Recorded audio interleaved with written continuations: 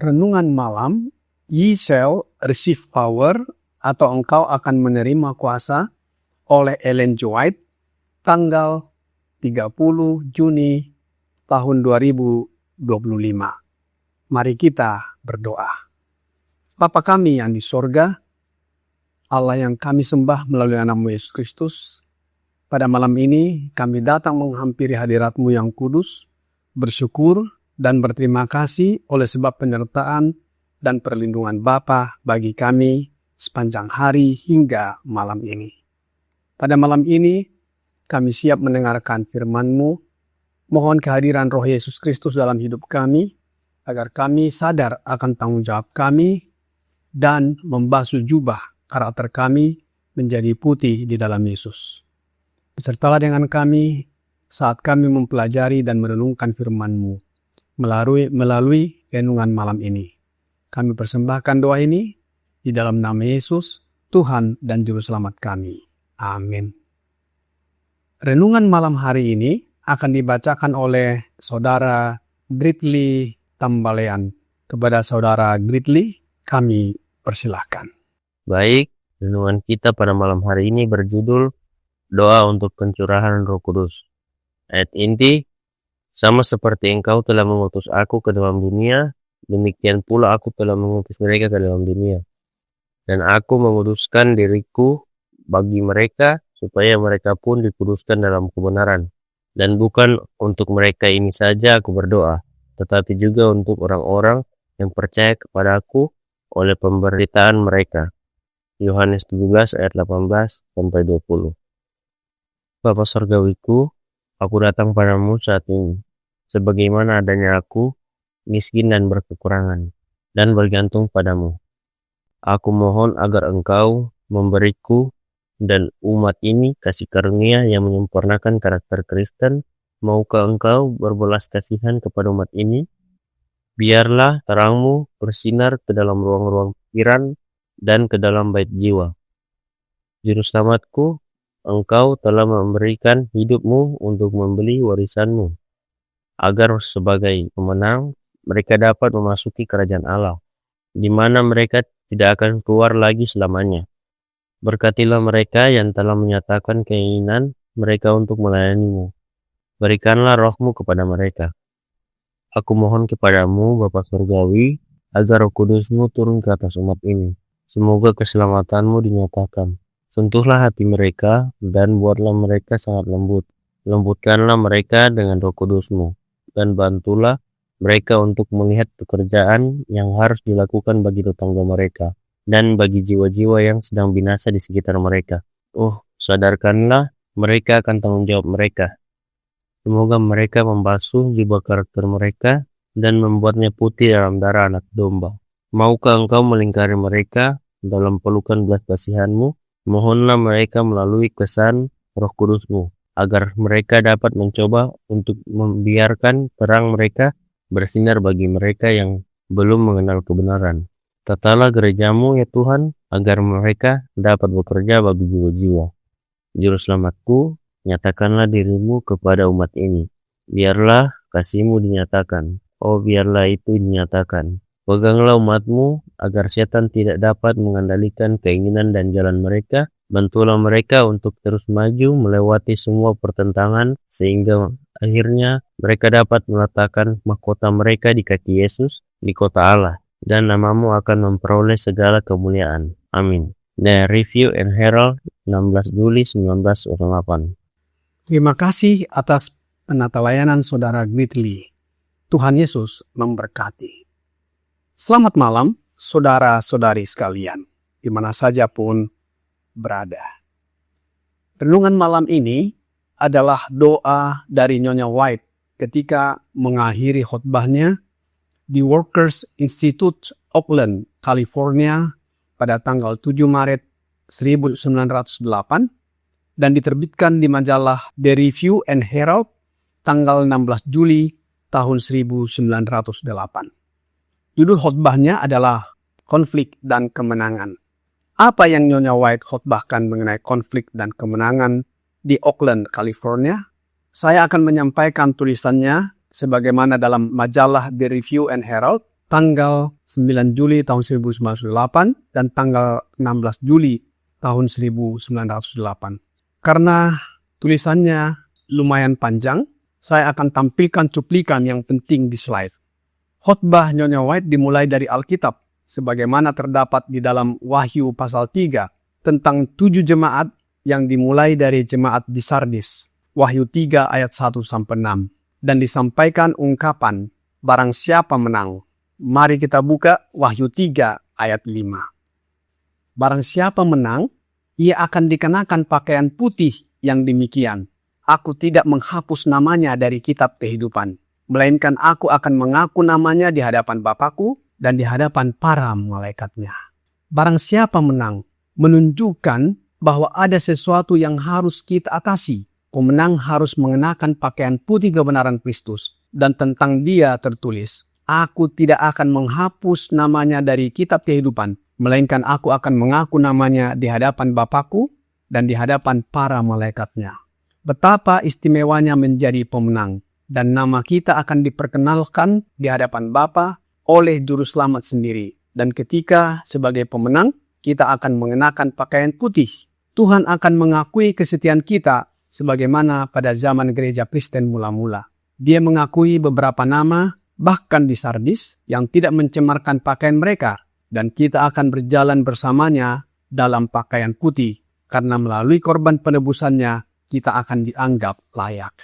Menjadi seorang pemenang berarti banyak. Serangan musuh dan semua agen jahatnya harus dilawan dengan kuat. Setiap saat kita harus waspada. Jangan pernah melupakan Kristus dan kuasanya untuk menyelamatkan di saat pencobaan.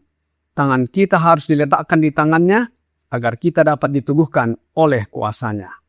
Namun pertempuran terus berlangsung antara kekuatan yang baik dan kekuatan yang jahat, antara malaikat Allah dan malaikat yang jatuh.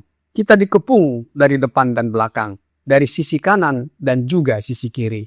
Konflik yang sedang kita lalui adalah konflik terakhir yang akan kita alami di dunia ini. Kita sekarang berada di tengah-tengahnya, tidak bisa bersikap netral. Kita harus berdiri di satu sisi atau di sisi yang lain. Jika kita mengambil posisi di sisi Kristus, jika kita mengakui Dia di hadapan dunia dalam perkataan dan perbuatan, kita memberikan kesaksian hidup tentang siapa yang telah kita pilih untuk layani dan hormati. Dalam periode penting sejarah bumi ini, kita tidak boleh membiarkan siapapun dalam ketidakpastian tentang di pihak mana kita berada. Oleh sebab itu, saksi sejati menyatakan di dalam Wahyu 3 ayat 8, aku tahu segala perbuatanmu. Lihatlah, aku telah membuka pintu bagimu yang tidak dapat ditutup oleh seorang pun. Aku tahu bahwa kekuatanmu tidak seberapa, namun engkau menuruti firmanku dan engkau tidak menyangkal namaku. Aku atau Yesus di sini telah membuka pintu, artinya Dia akan mendengar dan menjawab.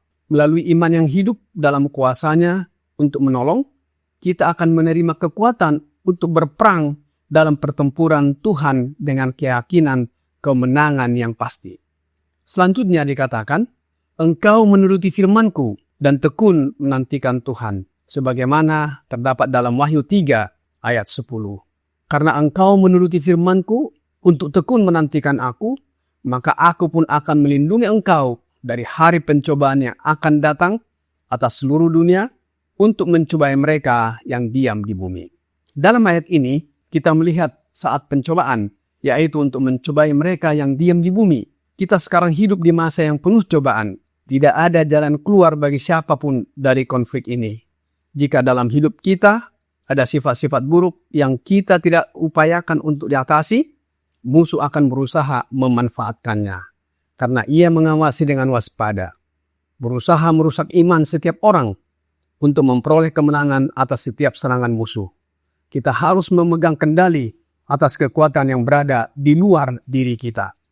Kita harus memelihara hubungan yang terus-menerus dan hidup dengan Kristus yang memiliki kuasa untuk memberikan kemenangan kepada setiap jiwa yang akan memelihara sikap iman dan kerendahan hati.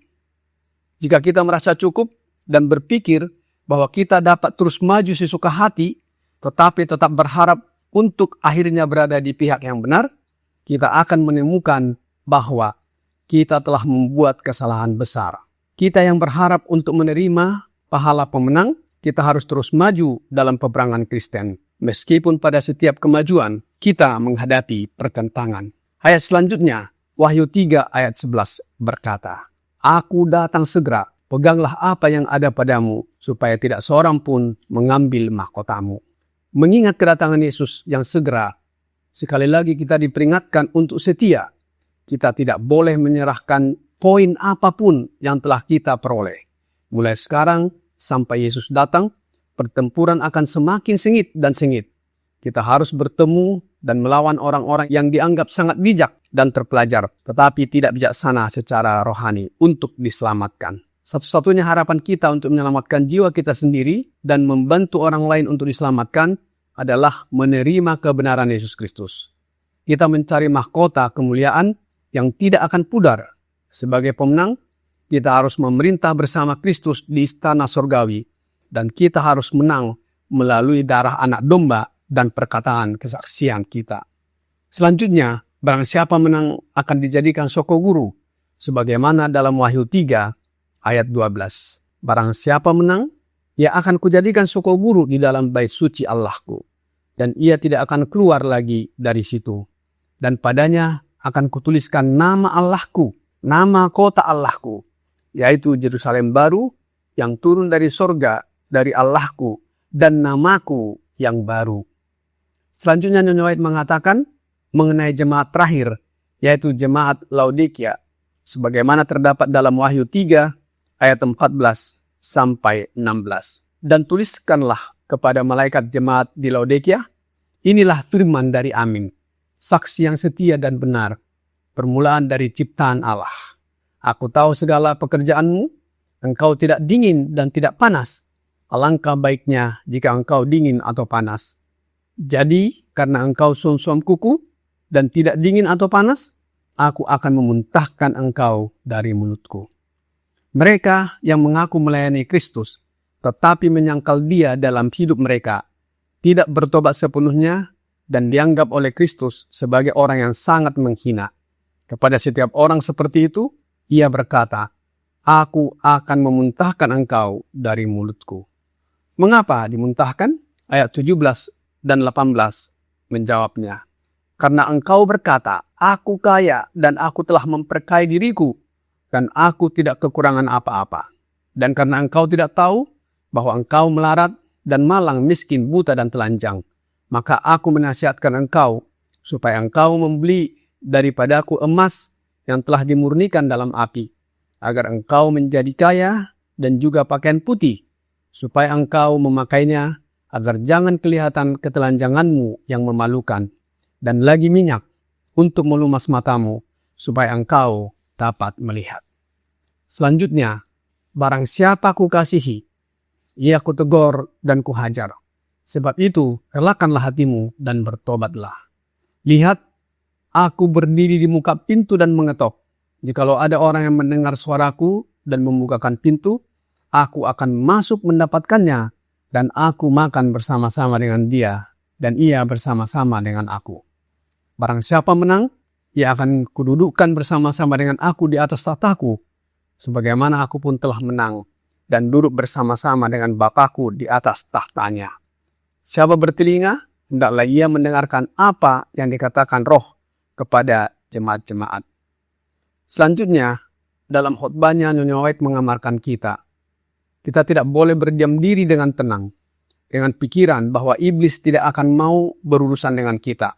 Tetapi kita dapat memiliki keyakinan bahwa kita tidak akan dibiarkan tak berdaya untuk dikalahkan olehnya. Sungguh menyedihkan bahwa beberapa orang menjalankan rencana dan metode mereka yang rancang sendiri dengan mempercayai bahwa itu benar, padahal kenyataannya itu bertentangan dengan tujuan Allah. Karena mereka gagal memelihara hubungan yang hidup dengan Allah, mereka dipimpin oleh roh yang memusuhi Allah dan pekerjaannya.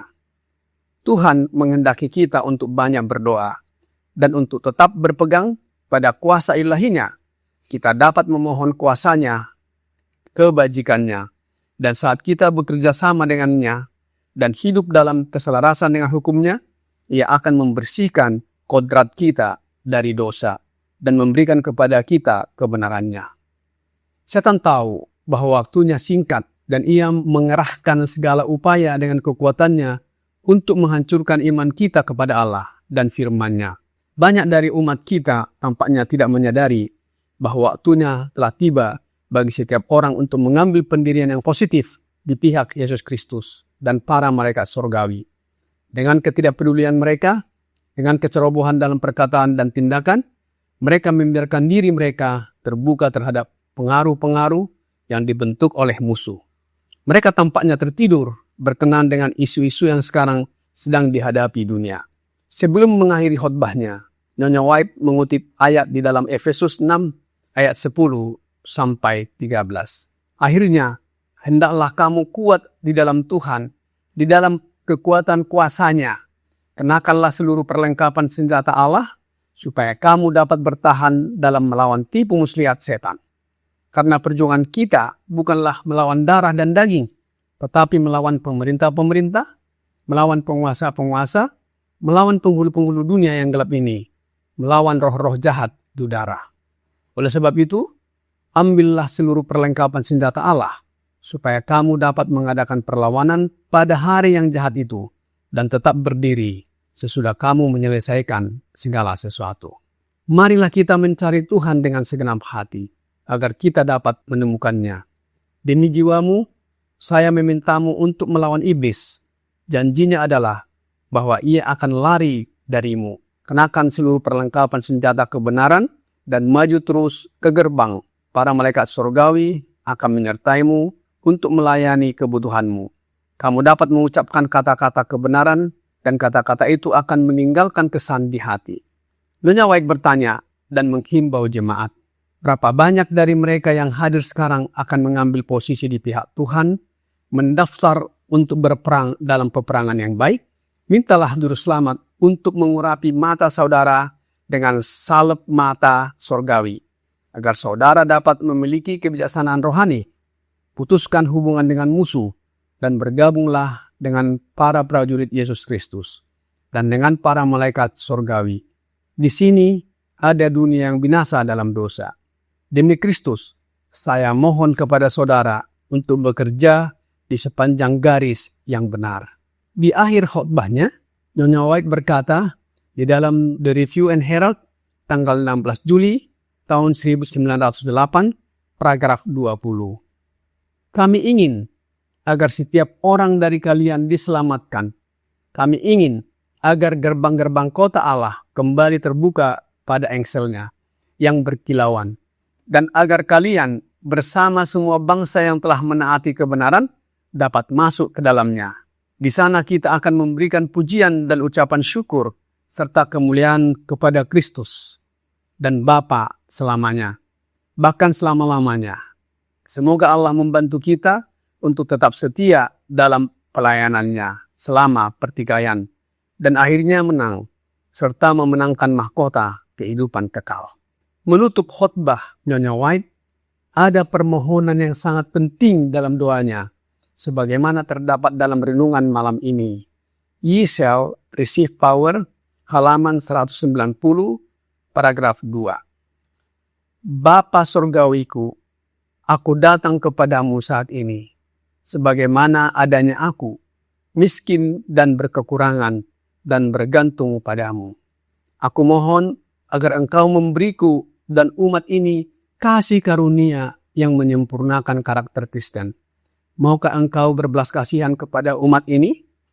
Biarlah terang-Mu bersinar ke dalam ruang-ruang pikiran dan ke dalam bait jiwa.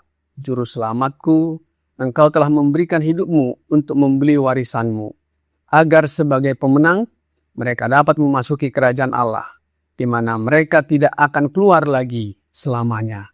Berkatilah mereka yang telah menyatakan keinginan mereka untuk melayani-Mu. Berikanlah roh-Mu kepada mereka. Permohonan yang sangat penting tersebut adalah, aku mohon agar Engkau memberiku dan umat ini kasih karunia yang menyempurnakan karakter Kristen. Kasih karunia itu adalah rohnya Yesus. Sekilas sebagaimana kita sudah pelajari sebelumnya, bahwa kasih karunia itu adalah anak tunggal Bapa yang diberikan kepada kita. Kasih karunia ini adalah hidupnya Yesus atau rohnya Yesus, sebab hidup sama dengan roh. Dan hidup itu adalah hidup yang penuh kuasa, dan kuasa itu yang menyelamatkan. Oleh sebab itu, untuk lebih jelasnya pelajaran mengenai kasih karunia ini, silakan saudara dan saudari membuka link YouTube Yohanes 1:73, link yang sama dengan renungan malam ini dengan judul Kasih Karunia. Kiranya renungan ini membawa pembaruan dalam hidup kita. Mari kita berdoa. Bapa kami yang di sorga, kami bersyukur atas firman-Mu yang sudah kami dengarkan malam hari ini. Sebagaimana doa hamba-Mu, Nyonya White, memohon kecurahan Roh Kudus, demikian juga doa kami, ya Bapa, agar kami menang dalam konflik di akhir zaman ini. Hanya dengan hadirnya Roh Kudus, yaitu Roh Yesus Kristus yang menang itu, kami pun dapat menjadi pemenang. Banyak dosa dan pelanggaran yang kami perbuat. Kasihanilah kami ya Bapa, mohon ampuni kami atas dosa dan pelanggaran yang kami perbuat. Kami persembahkan doa ini hanya melalui anak-Mu, Yesus Kristus, Tuhan, penolong, menghibur, perantara, dan juru selamat kami. Amin.